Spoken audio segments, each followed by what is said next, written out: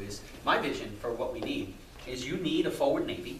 We need a presence with a strong Navy to give assured access to sea lanes and to markets. Okay, now of course the Navy comes with the Marine Corps. But as it relates to land forces, I think we've been too quick to use force with land forces, and we have put our land forces all over the world. And, you know, just to give you an example, and I won't want to dilate too much on it, but, you know, the administration's tried what they call pivot to the Pacific. I don't know if anybody's heard this. Look, I'm not saying it's not well-intentioned, but I don't think it's wise, what they're saying, nor do I think it's ever going to achieve any kind of results. But when they were dealing with China, they said, well, we're going to make a base. We're going to create a new base on Australia for essentially 2,000 Marines. Now, this is a country of 1 billion people, China. And really, you're going to deter China with 2,000 Marines? And nothing, Marines are awesome. I served with them, and they're incredible folks. But, so, you know, I'm in a hearing with the administration, and I said, have you guys taken a step back and thought about this? You are coming here, and you're asking to build a base in Australia, and you want to close bases here in the continental United States. Does that even make sense? No. And of course not. But you know what they said? Well, we haven't thought about it in that way. I mean, this is the problem. You know, I argue that with a forward Navy as a means of assuring access to sea lanes and markets, because trade is really important to us, right? And then land forces should, over time, be consolidated in the United States, because, you know, the construct that we should have is not, I'm an Irish guy, I mentioned it, right? We don't want a Donnybrook, right? What we want is a boxer.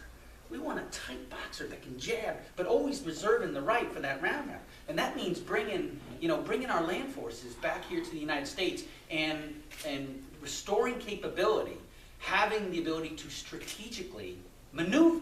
Why is this important?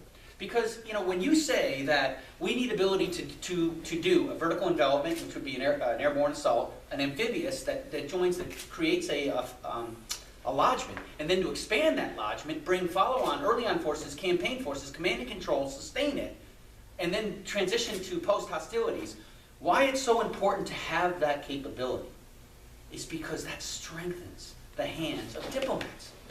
When you no doubt have this capability, and then you exercise it, because you don't want to conceal it, you want to restore this capability and exercise it, with friends and allies, by the way, to strengthen, and then when you start to have a problem somewhere in the world, and our friends and allies sit down with this incorrigible country, and we say, look, you know, what you're doing is unacceptable.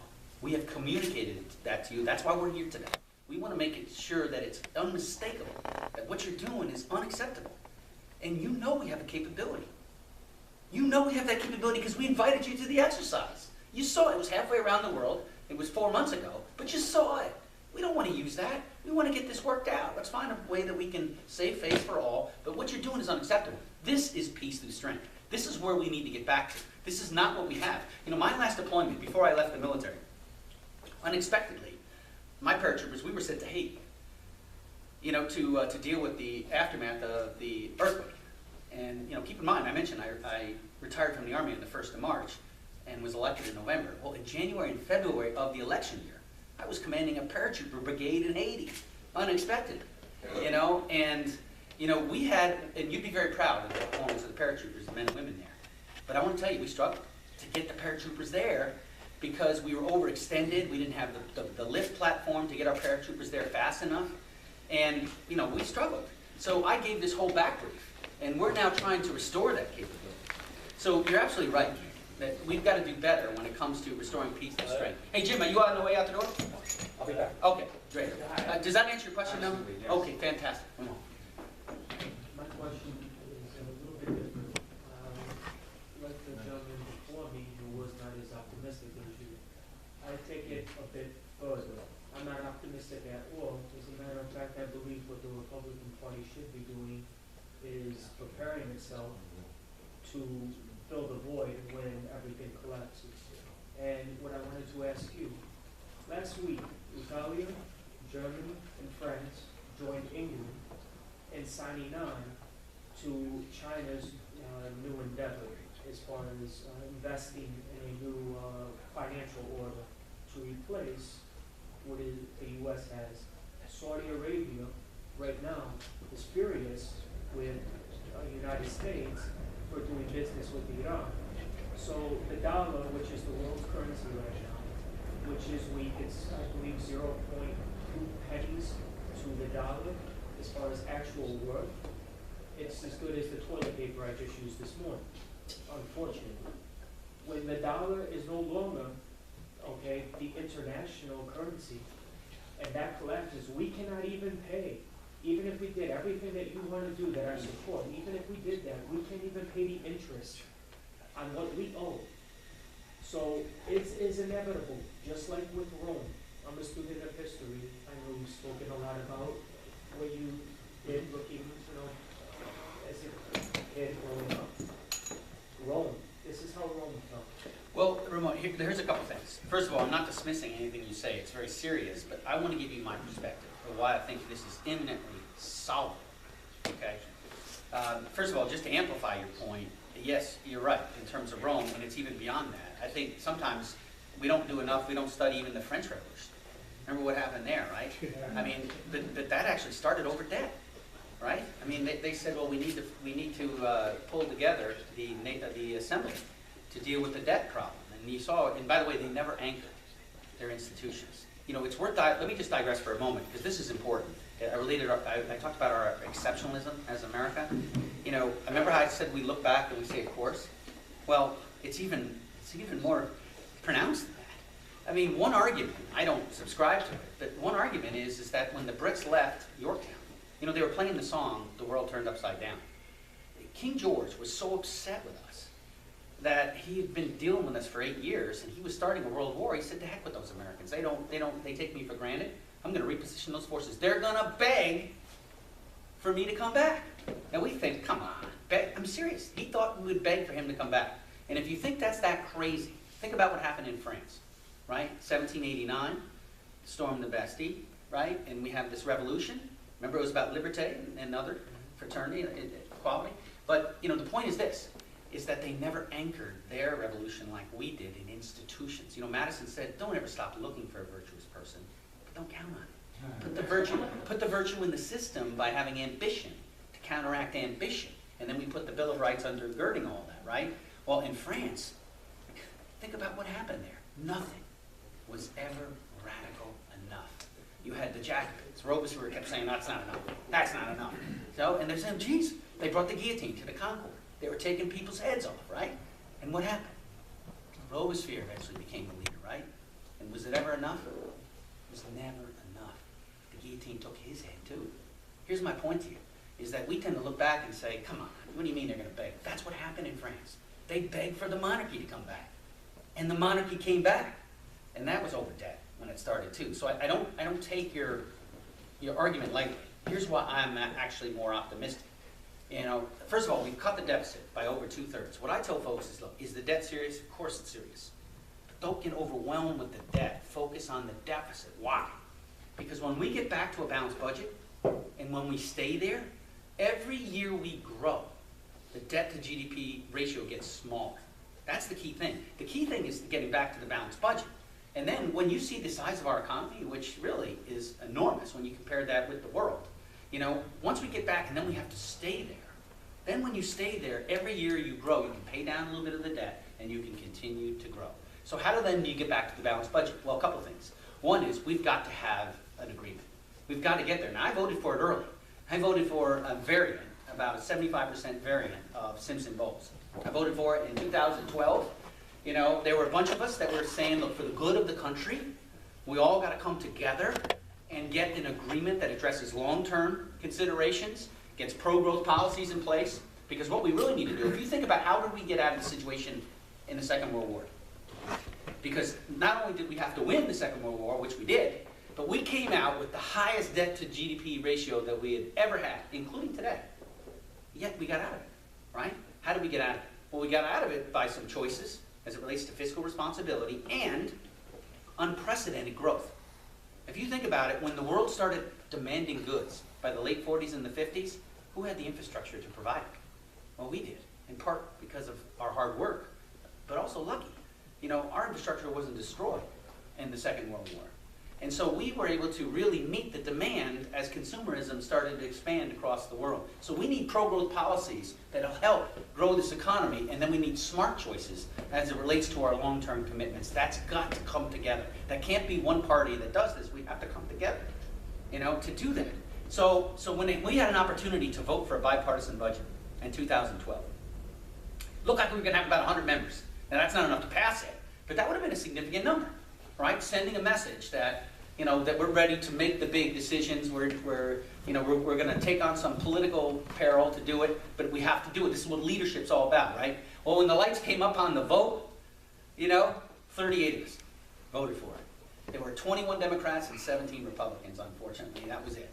So that was a missed opportunity, because you talk about fiscal cliff, you talk about sequester, all that would have been addressed had we actually enacted the bipartisan budget. So what we did get in December of 13 is we did get an agreement. Now you may remember it being called by Ryan Murray. Ryan Murray came together and they got a replacement for basically 2 years of the sequester. But we're going to have to do this. When we do, the thing to remember is a lot of folks today focus on demographics, for good reason, right? For good reason, given the challenges we have. But the other thing to remember about long term is that when you go out 30 or 40 years from now, demographics actually start to get better again. People aren't talking about that, right? Because once you move through the baby boom and you move to Gen Xer, I'm a Gen Xer on the first wave of it, and then Gen Y and millennial. I mean, these numbers are less daunting as they are today. They're going to be daunting for some time. But we need an agreement that addresses this from a fiscal standpoint, that gets to pro-growth policies, get us back to a balanced budget, and then we start to get our debt to GDP ratio under control. Now, if we don't do that, then I agree, I don't necessarily agree, but then I stand in your ranks of being very concerned if we don't address that. But I do believe we will address that. That's the difference. And did you want to follow up on anything now? Yes, just one thing. And I never hear anyone ever mention this. In reference to World War II and this country coming out of it, there was one huge difference that we face now that you never faced in World War II. And unfortunately, it was a Republican who, in my opinion, betrayed the party and what they stand for. When you took the dollar off of the gold standard, and you did that, okay, you allowed for the printing press to just keep printing. Okay, when you did that, you didn't face that in World War II. There was always something backing it. Yeah. Economists will tell you that is a huge difference. Yeah, well, I'll tell you. When you look at that today, that's something we face that they didn't face, and that's another reason why I'm not optimistic. Yeah. Well, look, historians are going to debate this. You raise a point. Historians are going to debate this from now probably till To the end of time. maybe to the end of time. But I mean, this is the Bretton Woods Agreement that ultimately in 1974, but quite candidly had been started before that. That was really just the last step in this. But there's some interesting stories, actually, just to put this a little bit more in perspective, of FDR in his bathrobe, pointing to what the gold standard was going to be that given day. So, even though we hadn't severed it, let's also recognize that, it wasn't like as if it was as stable or as rock as people say, because the president was involved in moving that value. That doesn't dismiss your point. Because the arguments at the time, and the gentleman's correct, I mean, this was Richard Nixon that ultimately made this call. The argument was at the time is that the gold standard was like an anchor, and it was holding this economy back, and it was ready to rev and go, and that we were good for it, basically. But if you think about it, if you look at the history of our country, at times when we've made moves such as that, we've ultimately come to find consequences with that. I mean, take a look at the crash in 1929. The issue was really people were buying stock at about 10% on a margin at the time. So I think what you're saying that is important for decision makers going forward is to have a little bit more humility when it comes to major decisions such as this, and realize the consequences that could come along. And I think that should inform the decision making going forward. I would also tell you, though, this is not insurmountable. I really do believe, and here's why. you know, for all of our warts and challenges, and we've been talking about them this morning, this afternoon, we certainly have them. Where's still the best place? You know, where is the country that more people are trying to get in than trying to get out? And we're darn straight. And also, where's the country where people are still trying to invest their money? It's right here. I mean, if you look and you're wondering why the Dow continues to grow, because we see challenges, right? So what I'm suggesting to you is if we can find, and I do think it's important. You know, I'm a proud Republican, right? But I think it's important that this agreement be a bipartisan agreement. Whenever we've done these major moves like this, you've got to bring everybody along. You know, if you don't bring everybody along, you're going to have major issues of schism, you know, going forward. So what we have to do, look, you're going to see one of these in the next week.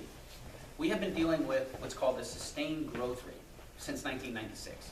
An unrealistic program of cuts that was made back in 1996 that was essentially going to reduce the payment to doctors. Well, remember, doctors don't have to participate in Medicare. That's a voluntary thing. Well, if you cut their payments by 27%, are they going to continue to participate? Of course not. And you're going to have a backdoor collapse of the Medicare system. I believe we're actually going to come forward with a bipartisan agreement that's going to stabilize Medicare for our generation. And, you know, that took a lot of negotiation on that score. So, and now what you're going to see initially in the paper, maybe even in the New York Times, I don't know, but you'll see the CBO scores this. The CBO scores it, and remember how the Congressional Budget Office scores? They score 10-year periods, okay? So when you score a 10-year period, this is about a $210 billion agreement over 10 years, $21 billion a year, of which $70 billion in the 10-year window is paid for. So at first blush, you're like, wait a minute, where's the whole $210 billion for the pay for? Well, because of the structural reforms to the agreement, over the 30 to 40 years until you make your way through the baby boomers, this thing pays for itself because of these important tweaks to the program. So what I would tell you is we are taking this seriously. Now, does that mean we'll have 218 votes to put up against this? That's a whole nother question. But there are people, and they're actually in both parties, that realize what's on the line. And we need to work together to get these things done. Yes. I actually have a two-pronged comment. Yeah. Question, if you don't mind. The first is speaking to the gentleman before that mentioned about the social issues in the Republican Party. I actually happen to have a sister who's gay, and even she does not agree with same-sex marriage. She wants, you know, same-sex civil union, and I agree with that. And I know that there's a lot of Republicans on the Hill that basically say, leave it to the states, right? Let the states decide. I think as a party in whole, I think Republicans, and I used to be a Democrat for many years, now I'm registered Republican. I think a lot of, thank you very much. I actually voted Republican twice when I was Democrat, but that's beside the point. I think a lot of times as a party, we get caught up in thinking we have to compete with the Democrats or the liberals with their social issues. And I think what we really have to understand is people are people. Let people be, but find those common denominators. I think there's a lot of people on the left and independents, as you say, particularly independents, who would vote for Republicans if you just get the message out there enough. And I think that's our problem, is liberal media is dictating what our message is. I think so we need to get better at branding ourselves and getting the message out there. And the only way to do that is to interact with people. Well, you're totally right on that last point. I mean, that's one of the reasons why I'm here today and why I try to be as accessible as I possibly can. And I will tell you that I find the New York Times, as far as it's reported, has been very objective, and that maybe that surprised you, but I mean, look, they didn't endorse me, the editorial page, but the reporting's been really good, I gotta tell you. I really feel that it's allowed me to do what you suggest that I should be doing, which I agree with. Tell me your name again. Oh, Diane. Diane. And, I'm sorry, I just wanted to ask you, in reference to what you were saying before in that vein, how do you energize people on the right when they see leadership, even after a midterm avalanche, where basically the mandate was, you know what, let's do something about what Obama's doing, trampling all over the Constitution. What can we do? Because I'm like in all kinds of patriotic groups and I do all kinds of rallying and stuff. How do you get that fire back under people? Because they see even our leadership in the Capitol is not. So Dan, let me address both your points, because I think I had made 3 points, and I think I addressed the first one. The two other points I haven't addressed first is the one on how do we address gay marriage, civil unions, how do we address that? And then the other piece is, what about the president's overreach? So I think I addressed, the first part was about messaging, how important it is for us to go out and communicate what we're for. You know, not what we're, yes, what we're against in some cases, but what we're for. Right. I mean, and that's part of why I'm here today, is to do my part. I think this is a team effort. Everybody has to do their part. My part is to be here today to help, spread the word and hopefully inspire people to go out and help us. With regard to civil unions and gay marriage, look, I think we should stick